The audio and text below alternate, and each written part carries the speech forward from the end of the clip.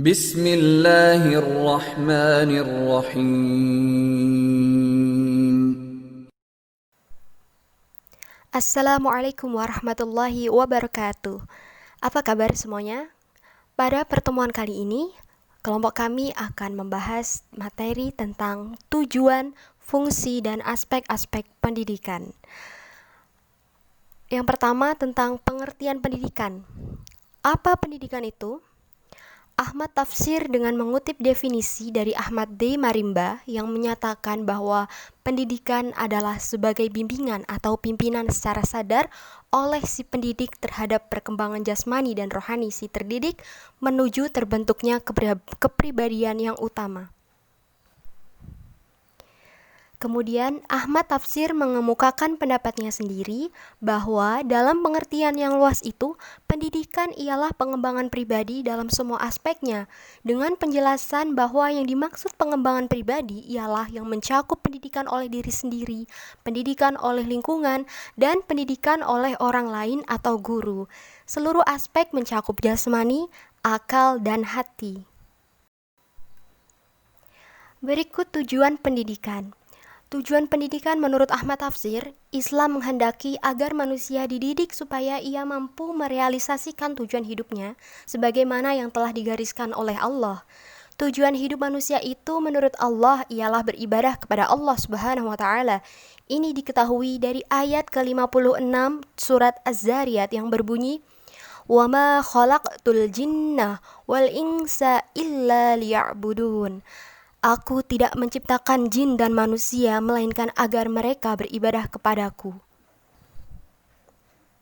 Adapun beberapa filosof barat memberikan formulasi tujuan sebuah pendidikan, di antaranya ada Aristoteles, bahwa tujuan pendidikan ialah mempersiapkan akal untuk memperoleh ilmu pengetahuan, sebagaimana bumi disiapkan untuk tumbuh-tumbuhan dan tanaman. Yang kedua ada Immanuel Kant, pendidikan bertujuan untuk mengangkat manusia kepada kesempurnaan yang mungkin dicapai. Yang ketiga ada Herbert Spencer.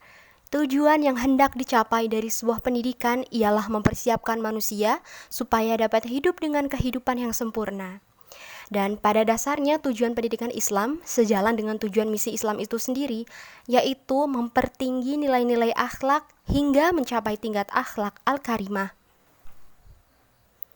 Adapun tujuan pendidikan Islam yang khusus ini disesuaikan dengan filsafat negara yang pengoperasiannya dijelaskan melalui Undang-Undang Sisdiknas Nomor 20 Tahun 2003 Pasal 3 bahwa pendidikan bertujuan untuk berkembangnya potensi peserta didik agar menjadi manusia yang beriman dan bertakwa kepada Tuhan Yang Maha Esa, berakhlak mulia, sehat, berilmu, cakap, kreatif, mandiri, dan menjadi warga negara yang demokratis serta bertanggung jawab.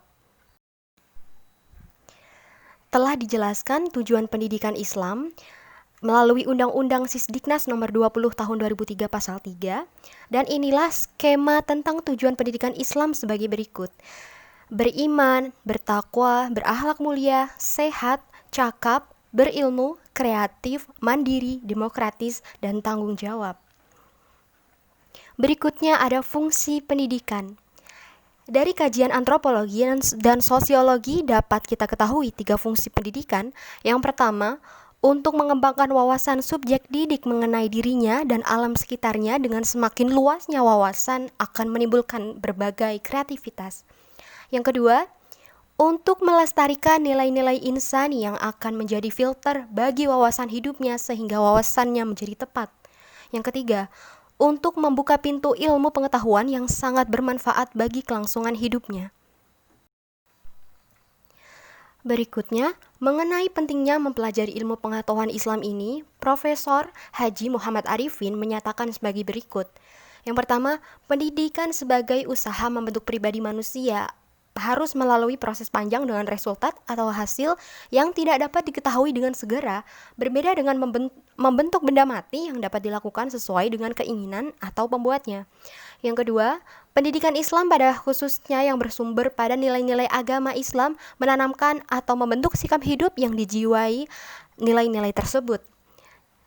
Yang ketiga, ruang lingkup kependidikan Islam adalah mencakup segala bidang kehidupan manusia, di mana manusia mampu memanfaatkan sebagai tempat menanam benih-benih amaliyah yang buahnya akan dipetik di akhirat nanti. Dan yang terakhir, aspek-aspek pendidikan. Pendidikan yang mengarah pada perkembangan yang optimal harus memperhatikan beberapa aspek edukasi, antara lain yang pertama ada aspek pedagogis, yang kedua aspek psikologis, ketiga aspek sosiologis dan kultural, dan keempat ada aspek filosofis. Sedangkan aspek-aspek pendidikan menurut surah Al-Alaq dibagikan menjadi 4 bagian pendidikan yang diisyaratkan oleh Allah di dalam surat itu, yaitu ada aspek pendidikan tauhid, pendidikan akal, pendidikan akhlak, dan pendidikan jasmani. Sekian dari kami, itulah materi yang bisa kami sampaikan. Untuk kurang lebihnya mohon maaf, dan terima kasih. Wassalamualaikum warahmatullahi wabarakatuh.